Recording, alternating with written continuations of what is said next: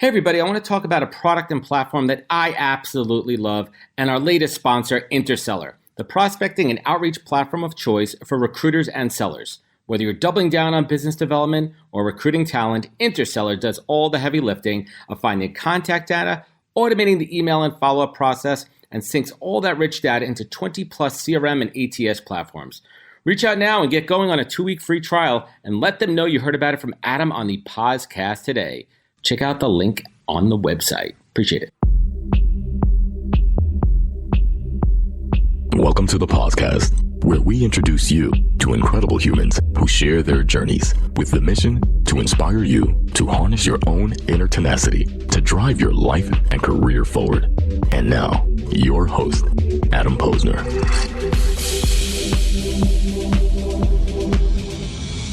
What's up, everybody? I'm excited about this special interview here at Veecon on day 3 with my man, Tom Bilyeu.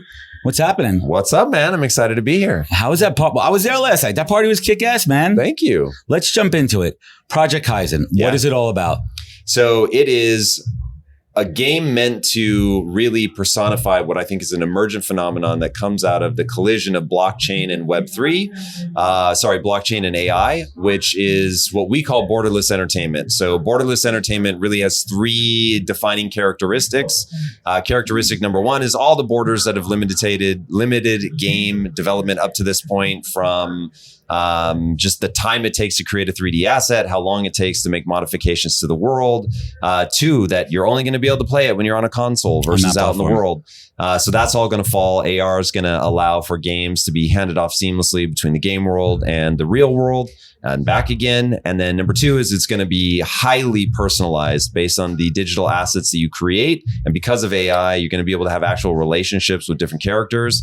And then the third thing is what we call a living world. So because of advancements in technology, you're going to be able to make a lot of changes very, very rapidly.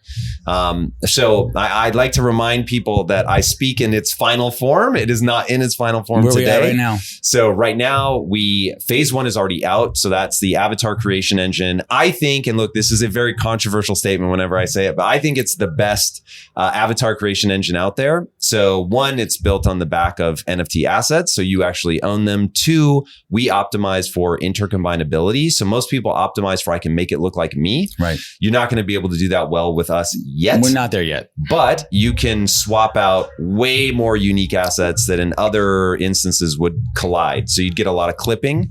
And so we solve for that by making something like 40,000 unique assets.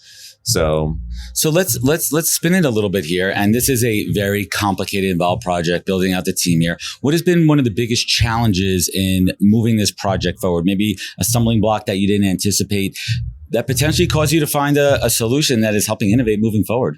Well, so the big innovations that we've done have really been around just integrating Web3 into an Unreal Engine environment. So you can treat it as if it were a normal video game avatar engine, but it's all NFTs. So you can mint, unmint, change, remint, go back onto the blockchain, all for free.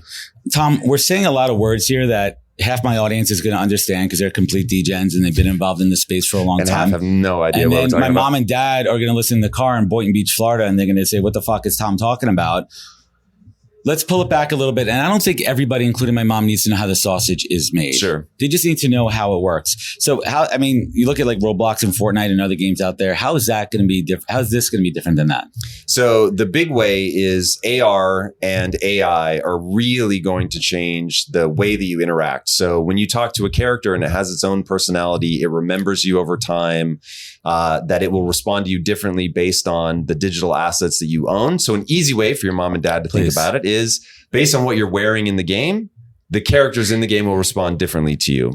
And then they'll have a sense of history with you. And is that history? Is that saved on chain or is it external servers? No, that stuff. Like now we're back into how the sausage is made. Yeah, here. I'm curious of myself, and this is for Kevin out there because Kevin wants to know that. That's not the right place for the blockchain. So the blockchain it's going to secure your assets, but it's just way too cumbersome to try to store things like that on the blockchain. And I'm not somebody. I don't believe that decentralization is what makes Web3 Web3. What makes Web3 Web3? The blockchain brings the properties of the physical world into the virtual world. Period. Stop. End of story. That's all that matters. From my perspective, from an entertainment perspective, that's all I need. That's all I care about. And I certainly appreciate that. Let's get back to the team here and the Impact Theory Creative Studios. Tell us a little bit about the team and the mission. Well, the mission, that's really easy. So my goal is to make sure that nobody gets to the age of 15 without encountering a growth mindset at scale through entertainment. Growth mindset at scale. I mean, in my opinion right now with my kids, I give them enough room to be entertained and some of the shit content out there, but I also want them to be educated. For example, my 11-year-old daughter, Nina, is a TikTok creator, and it's not public. It's within her friends. We keep her safe in that area. I don't have her share it, but it has enabled her and really motivated her. She's an insane video editor. And I think that's the cool stuff that we need to embrace more of. That's crazy, man. At the age of 11, I love that. She edits half my videos. That's amazing. They're really good. It's amazing, You probably man. hire her. It's really crazy, like how rapidly this stuff changes, and kids now growing up with it really feel far more native in much smaller increments. So before, you might get 20 years out of a generation, and within 20 years, you felt like you grew up the same as that person. Just isn't true anymore. I have a 6-year thesis on that may get even shorter. Could you tell us in 6 seconds? AI. Yeah, I mean, with AI, you never know, man. And honestly, I think it will be less about time at that point and more about fragmentation.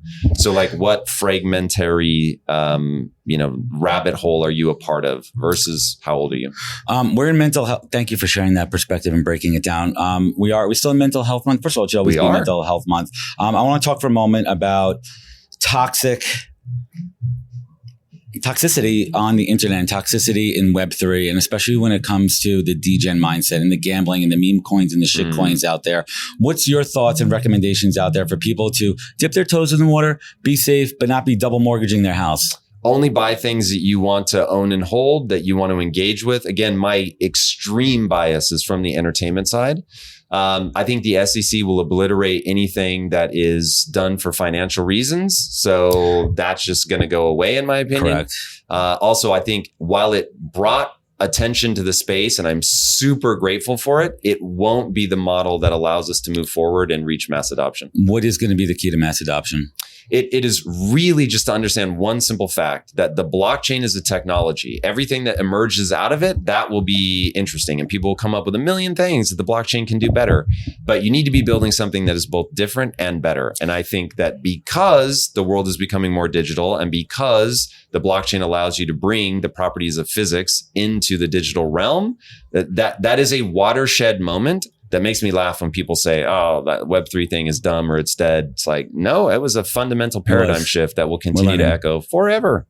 Let's talk about the creative side with the comics. The comic is Neon Future and Hexagon. Let's talk about where that passion comes from and where that project is now and where it's going to be moving forward in the next 6, 12, 18 months. Yeah. So the passion for it, storytelling is my jam. So my background is filmmaking. I used to say, I want to make sure nobody gets to the age of 15 without encountering a growth mindset at scale through story. And then I realized it's probably better to broaden that out to entertainment, since I actually think gaming is the most powerful storytelling platform that we have right now, but most people don't think of it as story. So Neon Future was just born out of that passion. And it was me trying to grapple with AI and robotics, but 5 years ago. And so when Aoki and I put that together, it was us going, what's really going to happen when this pops off? And it remains my core thesis to this day, which is that the world will bifurcate. Some people will become absolutely technophobic, and they will try to put the hammer down. Whenever somebody tries to stop progress, you have to be draconian. And so it will get ugly real fast. So Steve and I have been talking about bringing Neon Future into Project Kyzen. That was the idea behind Project Kyzen, is to make it a very broad platform that can bring in all of our IP. So I'll be surprised if that doesn't happen in 12 months. I will be shocked if it doesn't happen in 18. And what are you rocking on your jacket here? This is Neon Future, baby. Made by Dimmock, that was Steve the Aoki's softball, clothing the company. volleyball. Bring it out. Can we get a fit check over here? Yeah. What do we got going on here? So these are all actual images from the comic that Steve had his incredibly talented designers put onto actual clothing. It came out really well. Yeah, it's pretty awesome. What keeps you up at night thinking about the Web3 space? The Web3 space, man, it's really that people are barking up the wrong tree with the financial instrument thing, and you're not going to be able to stop it. Movements are movements for a reason, but you really can create confusion. They've already destroyed the branding. They've brought a lot of pain and suffering big time to a lot of people. But again, I'm grateful for the early energy that came out of that, but it just isn't the path forward. And so for people to try to block other people from coming into the space because they don't think they're pure enough from the Web3 ethos. I mean, whatever. Honestly, I don't lose sleep over that. It is what it is. Just keep building, stay focused on emotional resonance, which is all that ever mattered. The rest will take care of itself. I appreciate it. Before we switch gears, hot take on meme coins, shit coins. What's your hot take? Cop it or drop it? I don't mess with them at all, unless you call ETH a shitcoin, which I suppose some people do. But not my opinion. Not on this show. For me, I own two things at this point, which are Bitcoin and Ethereum. I'm super curious to see if Chainlink takes off. I really, from a tech perspective, that one makes sense to me. But at last check, they were struggling. So I don't know. Are you messing with ordinals? No, I literally know almost nothing about them. I'm starting to dip my toes into understanding. And I say something cool. Let's talk about growth mindset for a moment. And I'm going to talk about this when I chat with Gary later. I interviewed Gary 2 days before VFriends 1 launched. I had no idea what a wallet was. I had no idea what ETH was. And Gary's like, oh, are you minting tomorrow? I'm like, Gary, I don't know what the fuck this is. You know, well, you better learn fast. And I slept on it and I missed it. But that regret I flipped into being my motivation for a growth mindset to go down the rabbit hole and learn everything I could to develop a second podcast and to launch a second company focused on Web3 recruiting. So we talk about that growth mindset. What advice would you give me as a parent to my kids, for me, to enable a growth mindset with my children? How could I best enable them? Yeah, I mean, one, I would read the book Mindset by Carol Dweck. She goes into detail about how to praise your kids. In a way that will instill a growth mindset. And it's basically, don't say things like, oh my God, you're so smart. You want to say things like, wow, you worked really hard for this and you got a great result because of that hard work. And that, because what ends up happening is kids who view themselves as smart, the second anything challenges that they're smart, they back off. But if you build their self-esteem around being a hard worker, when they hit a harder puzzle, they're like, oh man, I'm really going to show my parents that I'm a hard worker now. And obviously that's better in the long run. It's a tough balancing act because my daughter is I don't want to use her perfectionist, but she really strives to do the best on her tests and everything. And she may get like a 9 out of 10 and she gets really hard on herself. I'm like, Nina, that's amazing. That's 90%. That's great. You don't have to. I mean, it's two sides, right? Participation trophies and striving for perfection. There has to be a middle ground. I'll give you an example from the world of health. So there's this book written called Spark, and it talked about how he thinks the right way to grade a kid in track and field, let's say, if you're doing that section, not on how fast they finished the mile, but what was their average heart rate. Because if you've got a kid who's like 180 beats per minute, like he's killing himself. Yeah. So it's like, if he maintains that, you know, like he's really digging deep. He's pushing, he's doing his best. If you've got somebody that finishes it super fast, but their heart rate was like 102, it's like they're not working nearly as hard. And so instead of rewarding somebody sort of for the overall genetics or how hard they work outside of the class, it's like, how hard are they working in that race? That is a fantastic perspective. And all my friends who have kids out there who are going to listen to this and everyone else out there with kids, let that one sink in, play it back a couple of times and try to put that into practice. Hey, what's up, everybody? People ask me all the time, Adam, where do you get your alpha from every day in the Web3 space? And my go-to is The Daily Ralpha. The Daily Ralpha is the best newsletter about what's going on in the Web3, NFTs, and emerging tech world. Get market intel, drops to watch, early project finds, the hottest NFT art, news, jobs, tools, and more delivered directly to your inbox every day for absolutely free. Join over 85,000 people who get the Daily Ralpha and get everything they need to know in 5 minutes or less. It's like the morning brew or their skim of Web3, and more than 500 editions so far. I get this every day, and so should you. Check it out and subscribe at dailyralpha.com. DAILYRALPHA.com. Check it out. So let's switch gears before we bring it home here. And my Impact Theory is the first NFT I ever bought. I showed you that before. Yes, you did. Thank you, by the way. And thank you for building a community. Has gone through some tough times, and you were very open and honest. And you said to your community, I'm here to support you. If you don't want to be part of that, we could figure this out. Was that hard for you to do, or was that just come second nature? Yeah, honestly. So when I got into this, I was like, this is a product. So I don't see this as a financial instrument. If you're not happy with the product, I'll give your money back. So we did that twice. Helped us really clean up the community. We even paid the gas. Was there a percentage? I don't know if you're open to sharing it. Was there a percentage of how many people returned it? Actually, don't know the percent, but it's less than 30, almost certainly. That's about what I would guess, because there's definitely people that were speculating. Then you have the people that are really vested into it and they're in it for the long term. What could I expect next from I don't really like the word utility. I mean, I guess we could play around with utility. I think it's a buzzword a little bit, but value, access. What am I going to get in the future? What am I going to be open to? What am I going to have along with my relentless?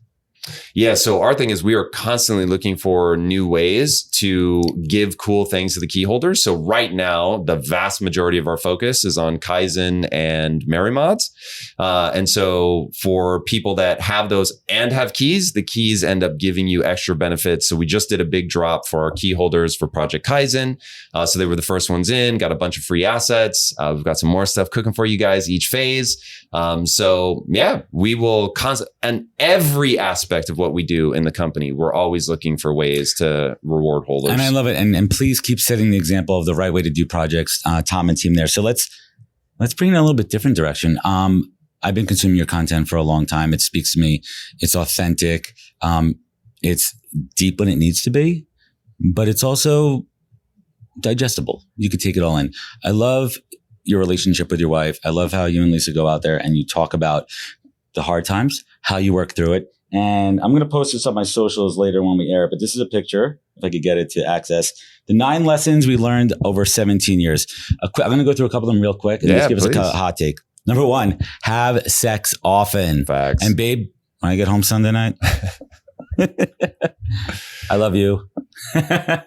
Yeah, no, man, I think it's really important. And you can very quickly, there's something called bed death in a relationship where you're still together, maybe you're raising kids, but you're not having sex anymore. And it really changes not only the dynamic of the relationship, but nature has optimized this whole sequence and sex releases certain neurochemicals. Stress relief, but it's also bonding. And so if you really want to feel connected to somebody, if you're not having a romantic partner, obviously, and you're not having sex, you're missing out on the massive amount of neurochemistry that's going to keep you feeling deeply connected to that person. Something that's interesting, what do you call it, pillow talk? Like after, there's very open and honest conversations. Chemically speaking, can you speak to that? Have you done any research of like why those conversations right after the end of sex, when sex is completed, what is it in the chemical neurons that just open up really vulnerable conversations? Yeah, so two of the hormones that pump post-orgasm are oxytocin and vasopressin, and these are the bonding hormones. So you feel more trust and you feel connected to that person. So you're far more likely to be open to a deeper communication because you feel trusting, because you feel warm and connected. It's just look, there are some conversations you don't necessarily want to start right after you just had sex. But let me tell you what's happening in the bank accounts in the car. Exactly. This would be one I'd avoid. The boiler's broken. I don't need to hear that right now. Which leads us to communicates obsessively. This is critical. Every time I see our friends' relationships fail, it comes down to a lack of communication. It seems obvious, but what? Just go back to what we were saying before. This paralysis of being in this comfort zone, or like falling back on bad habits after a long period of time together. I think where communication breaks down is that people don't define words, so they think they mean the same thing, but they really don't.